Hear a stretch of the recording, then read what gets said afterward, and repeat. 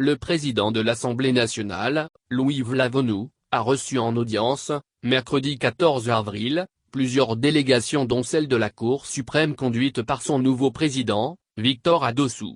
Ce dernier est allé présenter ses civilités à la deuxième personnalité de l'État après sa nomination et sa prise de fonction.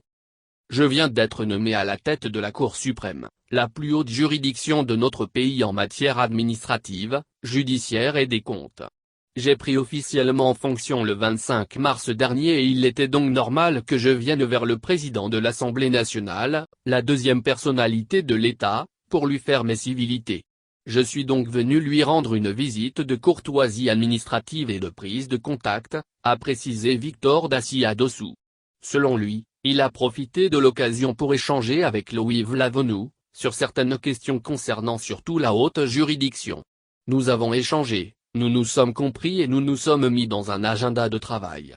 Nous avons décidé de maintenir le contact pour que nous puissions ensemble aborder les questions qui touchent le meilleur fonctionnement de la Cour suprême, a ajouté le nouveau président de la Cour suprême.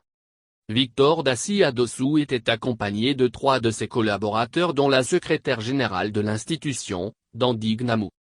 À la suite de Victor Adossou, le président de l'Assemblée nationale, Louis Vlavonou a reçu l'ambassadeur du Bénin près la Chine, Simon-Pierre Adovel-Andé. Les deux personnalités ont surtout discuté de la coopération interparlementaire avec les pays qui sont sous la juridiction de l'ambassade et les groupes d'amitié qui pourront travailler entre le Parlement et l'ambassade du Bénin en Chine. Nous avons visité également certains projets qui sont en cours et pour lesquels la partie chinoise intervient, notamment le nouveau siège de l'Assemblée nationale qui sera construit par une entreprise chinoise, a indiqué Simon-Pierre Adovel-Andé. Il a expliqué que la coopération entre le Parlement béninois et l'Assemblée populaire de Chine se porte très bien.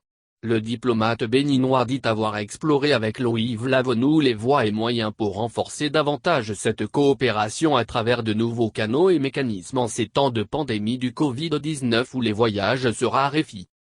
Le président de l'Assemblée nationale a bouclé ses audiences avec l'ambassadeur du Bénin près le Japon, Makarimi Abisola Adeshoubou. Il s'est agi ici aussi de comment faire pour fouetter davantage la coopération entre les parlements béninois et japonais.